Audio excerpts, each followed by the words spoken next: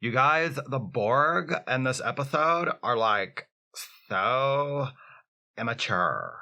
This is a review of the Star Trek Voyager episode Collective. If you have not seen this episode and you don't want to watch the pilot for a heartwarming 1980s sitcom about 7 of 9 adopting a family of Borg orphans, be warned, spoilers beyond this point. How did it take this long for them to make a Borg episode titled Collective? It was right there the whole time. The worst part is, Collective isn't even that great of a title for this one. They should have leaned into the whole "it's all about the kids" on that cube and called it something like, I don't know, Fast Times at Borgmont High, or Borged and Confused, or Unimatrix of 5, or Borgsy Malone, or... feels like I'm missing one. We open with Chakotay, Tom, Harry, and Neelix on the Delta Flyer, killing time during their trip back to Voyager from an away mission by playing some cards. Neelix is pretending not to understand the game, but he's also winning a lot, so the others suspect they're being hustled. No time for that, though. There's Borg in them there. Stars. Over there, it's Borg. The Borg grabs the Delta Flyer and a tractor beam. Harry crawls into a maintenance tube to try and repair the Flyer's warp drive, which has been damaged by a shot from the Borg's weapons, but it's too late. The Flyer is pulled inside the cube, and then Neelix has a nightmare about everybody being assimilated, but Chakotay wakes him up and says, "It was only a nightmare to fake out the audience. We've been brought aboard the cube, but we're not drones yet." They find themselves in a Borg assimilation chamber, but it's just Chakotay, Tom, and Neelix, no Harry. There's also a dead Borg drone on a table, apparently the result of a botched assimilation. I guess the Borg doctor who worked on him was drunk or something. He's going to be in a lot of trouble when news of this reaches the Borg Medical Review Board. Chakotay tells Tom and Neelix to get to work disabling the force field that's trapping them in this room, and as they do, we cut to Voyager. Searching for the missing Delta Flyer, Voyager has tracked down the Borg cube that captured it. The cube attacks Voyager, but the attacks aren't as focused and strategic as usual from the Borg, and Voyager is able to fend them off pretty easily. 7 of 9 has an explanation. The cube has been severely damaged, and nearly all the drones aboard it are dead. She's detecting only 5 active drones on the entire ship. Tuvok confirms their people are also on the cube, but the cube's shields are up, so they can't beam anyone out. The Borg contact Voyager and run through the typical "you will be assimilated, resistance is futile, yada yada," but when Janeway responds by demanding the return of her crew members, the Borg counter with something unexpected. An offer of a trade. "We will return your crew members in exchange for your deflector array." Tuvok throws cold water on that right away. Without the deflector array, Voyager won't be able to go to warp. It'll essentially be permanently stuck right where it is. Also, 7 of 9 notes that this cube's communication systems have been damaged and it's been cut off from the Borg Collective, and speculates that they intend to adapt Voyager's deflector to re-establish contact and call for reinforcements, which would be bad. So, Janeway gets back on the phone with the Borg and says, "Hey, I'll think about the deflector thing, give me a few minutes on that. In the meantime, I want to send someone over there to verify that my people are okay." The Borg agree, and Janeway says, "7, you've repeatedly proven you can't be trusted to visit a Borg ship and not immediately turn on us and decide to return to the Collective. You go." 7 beams over and finds a deserted cube. The only living Borg she sees is this Borg baby still in its grow tank. Then 5 more Borg step into view, and they're all kids. The Borg Junior Cadets. The Borger Street Irregulars. Just a bunch of teens and tweens who thought this cube was only undergoing an engine test until suddenly they were flying. Oh shit, is this space camp? With Borg? 7 of 9 is the adult who knows what she's doing, so she's the Andy. This bossy little jerk steps forward and says, "We're the Borg, and I am the head Borg. Give us what we want." So he's the Kevin. Annoyed to find that she'll be dealing with children, 7 has no choice for the moment but to try and get along with them, so she asks to be taken to the hostages. She's escorted by one of the dronelings who refers to himself as Second and explains that even though he is the oldest and was the first to emerge from the maturation chamber after the cube was damaged, he failed to establish order among the others because of what an ineffectual loser he is, so Kevin had to step in and take over. He says to Seven, "So tell me about this starship you come from. Do you perchance have an opening there for a flatter, less likable Wesley Crusher type?" Seven meets with Chakotay, Tom, and Neelix, and Chakotay says, "Give my regards to Harry," as an ingeniously subtle way of letting her know that Harry isn't with them, but is somewhere aboard the cube. Seven tells the pathetic failure drone that she needs to return to Voyager to talk to Captain Janeway about handing over that deflector, and she beams back, along with one of the dead adult drones as a present for the Doctor. The Doctor examines the dead drone and figures out what happened to damage this cube so badly. They picked up a virus.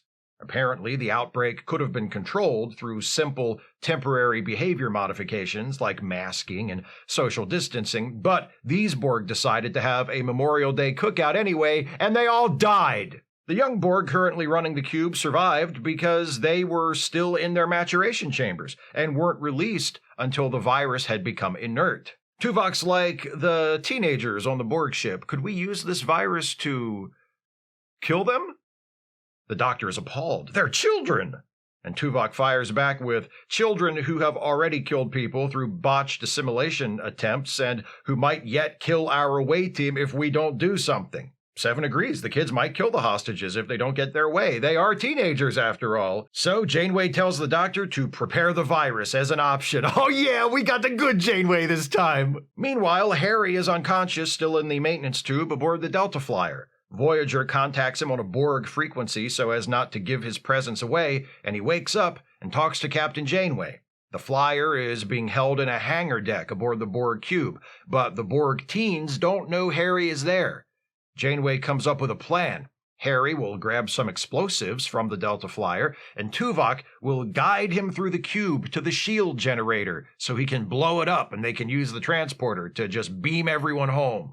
Janeway has spoken to the Borg Arbeiterjugend and convinced them to accept a different deal than the one they proposed. Instead of getting Voyager's deflector array, 7 of 9 will help them repair the cube. Kevin agrees, but insists he'll only give 7 2 hours to complete repairs, and after that he's going to kill the hostages. While 7 works on the repairs, nerdy loser creep drone nurses his growing attachment to her. "Your hair is the same color as my mother's."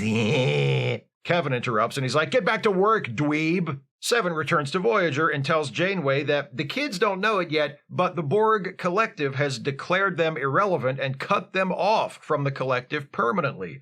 This is good news for Voyager. They don't have to worry about Borg reinforcements showing up, but it could be bad news for the hostages, since there's no telling what these erratic, moody teenagers will do once they find out they've been abandoned. Janeway tells 7 to keep a lid on it for now, go back to the cube, and continue repairs. When 7 gets back, there's a crisis with the baby Borg in the tank. Something is malfunctioning, and the baby is dying. 7 takes the baby out of the tank and convinces Kevin to let her beam it over to Voyager so the Doctor can save its life. Elsewhere in the cube, Harry is making his way to the shield generator, marking his route with playing cards when he gets caught by the scary little girl Borg. While making small talk and trying to put her at ease, Harry wins my everlasting affection by slowly reaching for his phaser so he can shoot this small child. It doesn't work. She notices and tells him his phaser won't function here anyway, but I love him all the same for making the effort. In sickbay, the Doctor introduces Janeway to the Borg baby 7 beamed over. The baby starts crying, so the Doctor picks her up and hands her to Janeway, who is like, "Wow, I feel just like Bradley Cooper." The Doctor says, "Oh, by the way, here's the deadly virus you asked me to prepare as a weapon to kill those children, but I suppose you won't be wanting it anymore now that you're holding that precious baby in your arms." "No, I still want it. Get with Tuvok and figure out a way of releasing it on the cube in case I have to use it to kill all those kids." We got the good Janeway! Back on the cube, Kevin freaks out after Scary Girl catches Harry trying to blow up the shield generator, tells 7 that the deal is off, and tries to tear Voyager's deflector off with a tractor beam. Tuvok says to Janeway, the power they're using for the tractor beam is weakening their shields. I can't beam our people over, but I can beam the virus over. Can I beam the virus over and kill those kids? Can I? But Janeway's like, not yet. I want to try a technobabble thing first. What happened to the good Janeway? They do the technobabble thing, and of course it works, and the shields drop on most of the cube, and B'Elanna beams over all of their people, except for Seven and Harry, who are in an area that is still too heavily shielded. Kevin tries to cave Seven's skull in with a piece of Borg Tupperware, but Dweeby Borg stops him and says, leave her alone! We're supposed to be a collective, but all you do is boss the rest of us around. And Kevin says, what were you before I took over, huh? Just a bunch of kids sitting around shitting in your hands and rubbing it on your faces. I shaped you up, pulled you together. Then along comes ex-Borg Barbie batting her eyes at you, and you decide you don't need me anymore. You think you can run this outfit? You can try it over my dead body. And then Kevin goes over to a control panel that overloads and electrocutes him, and he dies. Seven's like, lower the shields, dweeb, and Dweeby Borg complies, and they all get beamed over to Voyager. Janeway explains in a captain's log and subsequent conversation with Seven that the kids have had most of their Borg implants removed and they're regaining their individuality, and that until their families can be located, they'll be staying on Voyager and Seven will be in charge of them. Seven's like, great, I'm a mommy now. And Seven goes to the cargo bay where the kids are waiting, and she says, I looked up your files in the computer on your Borg cube, and I found out your names. Dweeby, your name is Icheb. Scary, your name is Mazadi. Twins, who didn't really do anything in the episode, your names are Azan and Rebby. What about Kevin? What was his real name? We don't need to talk about Kevin. It doesn't matter. He's dead and his life was meaningless. Forget you ever knew him. Good night. The end. Kids. Am I right? I know when I review Voyager episodes, I often talk about how they have solid concepts that they don't really know what to do with. I hate to keep repeating myself, but in this case, I can't avoid it because a solid concept is literally all this episode has going for it, along with a couple of good character beats that I'll get to in a little bit.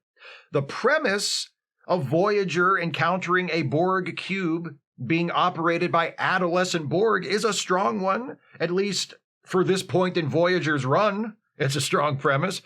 I can make my usual objection about the Borg continually being diluted as legitimately threatening villains, but this is halfway through season 6 of Voyager. That train has long since left the station. And with that in mind, Borg ship run by teenagers at least has the virtue of not having been tried before. The idea of immature Borg drones assimilated enough to want to do Borg stuff, but not assimilated enough to be any good at it, has promise. The episode occasionally gets within striking distance of fulfilling that promise. We get the impetuousness and attitude of unearned authority from the lead Borg, the one I called Kevin. We get a line from Tuvok where he says they are contemptuous of authority, convinced that they are superior. Typical adolescent behavior, but not much beyond that.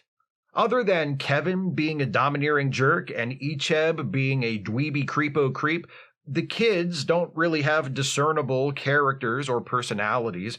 Their overconfidence and unpredictability never escalate into volatility, never make them feel dangerous. They're just misguided children who are in over their heads, and it's obviously only a matter of time before Seven or Janeway outsmarts them. Sometimes episodes like this are elevated somewhat by strong performances. That's not the case with Collective. None of the performances by the regulars or the guest stars are bad, but no one stands out either. The kids are all pretty one note. Granted, that's the fault of the writing as much as it is the actors, but it still is what it is. However, there are some good character beats. I liked the insinuation in the first scene that Neelix is only pretending to not understand poker so he can hustle the others. I just did a Trek Actually video this week all about Neelix, and one of the early aspects of Neelix's character that was unfortunately abandoned after a few episodes was his fast-talking bullshitter side. Neelix the Secret Card Shark is reminiscent of that, and I appreciated it even though it wound up not tying into the story at all. I also really like two similar character beats from Harry and Captain Janeway. When Harry is discovered by creepy girl Borg on the cube, he makes a move for his phaser. Because she might be a child, but she's a Borg child, and Harry might not want to phaser a child, but if it comes down to a choice between him or her, he's gonna do what he has to do to be the one who walks out of there. Good for you, Harry. Just because you have to eat shit all day on Voyager doesn't mean you need to take it from some Borg brat. The other one is when Janeway tells the Doctor, while holding the Borg baby, that she still wants him to weaponize the virus. And in one of the all-time great cold-blooded Star Trek lines, she turns to the Borg baby in her arms and says, "Let's just hope your brothers and sisters don't force my hand." Why do I like those moments so much? It's not because I enjoy the prospect of children being harmed. I'm not a Republican. It's because it shows us members of the Voyager crew in challenging situations reacting in ways that it feels like real people would react in those situations. Harry's a nice guy. He wouldn't pull a phaser on a kid under normal circumstances, but he knows what's at stake and he'll do what those circumstances demand of him. Captain Janeway doesn't want to infect a group of children with a deadly virus, but if that turns out to be the only way to save her captured crew, then so be it. She'll make that decision with a baby in her arms if necessary. I'm glad neither Harry nor Janeway is actually forced to hurt or kill these kids. That development would have been way too dark for this episode, but I appreciate having it established that they're willing to go there if they need to. Backing characters into corners and forcing them to make difficult choices can result in good stories. Didn't happen this time, and the characters didn't actually have to make those choices, but this episode at least gets closer to that than a lot of other Voyager episodes do. Even though I didn't want Janeway to actually have to kill the Borg teens in order to resolve the situation, I do wish the resolution had more weight to it. Janeway holds off on releasing the virus because she insists that there's always an alternative. She's a hero. She wants that third option. She finds it, but unfortunately, the only third option the writers of this episode could come up with for her is a bunch of technobabble about sending a pulse back along the Borg tractor beam to disrupt their shields, and like most technobabble, it plays like a get-out-of-jail-free card rather than an actual intelligent solution to a problem. We don't see Janeway outsmarting the villains in any way we can understand and relate to real life. We see her winning by doing something that, for all we know, she just made up. Then, to make that weak resolution even worse, the situation aboard the Borg cube ends with Kevin being such an asshole that the others turn on him, so he ultimately gets himself electrocuted and dies. 7 of 9 is standing right there the whole time and does nothing. Doesn't have to make a choice, doesn't act in any way to significantly affect the outcome. The problem solves itself. Sure, Icheb stands up to Kevin, but the episode hasn't given me any reason to actually care about Icheb or to be invested in him or any of the others turning on Kevin. I'm supposed to sympathize with Icheb because Kevin usurped his position as leader of the group and is always pushing him around, but I don't sympathize with Icheb because he's a boring little dweeb with no personality. I could literally watch someone tear out his eyeball and I would not give a shit. The plot leading up to those resolutions is lethargic and lacking in any sense of momentum or urgency. Chakotay, Tom, Neelix, and Harry are trapped on the Borg cube, but they never seem like they're actually in jeopardy, despite Kevin threatening to kill them every now and then. Seven is supposedly on a tight 2-hour deadline to fix the Borg cube or the hostages will be killed, yet we see her casually traveling back and forth between the cube and Voyager as if she's in no hurry. There are no twists or turns, no escalation, just the setting up of a situation, then narratively treading water until it's time for the end. Lots of characters talking about what they're going to do. I'm going to assimilate you. I'm going to kill your people. I'm going to unleash that virus if necessary. But precious few examples of characters actually doing things in a dramatic and meaningful way. Collective is directed by Allison Liddy, her only Star Trek credit, with a story by Andrew Shepard Price and Mark Gaberman, and a script by Michael Taylor, who also wrote The Visitor and In the Pale Moonlight for Star Trek Deep Space Nine, two of the most critically acclaimed Star Trek episodes ever made. Collective is not among Taylor's best work. A good episode requires more than a strong premise and a handful of solid character beats. but those are all Collective has. Oh, and don't get too attached to the Borg baby, because she's never mentioned again. Borg of the Flies! Those are my thoughts on Collective. What do you think of this episode? Please share your thoughts with me in the comments. If you'd like to support this channel, and I sure wish you would, if you can afford it, you can do so by becoming a patron at patreon.com/Steve Shives, becoming a channel member by clicking the join button, or by making a one-time gift by clicking the thanks button, or via PayPal or Venmo. Links are in the description. Please join me next time as I begin a new batch of episode reviews. That batch will contain episodes related by the theme of orphans. Star Trek loves orphans. And we'll start the batch with a review of the episode where we meet Star Trek's first orphan from the first season of Star Trek the Original Series, Charlie X. See you then.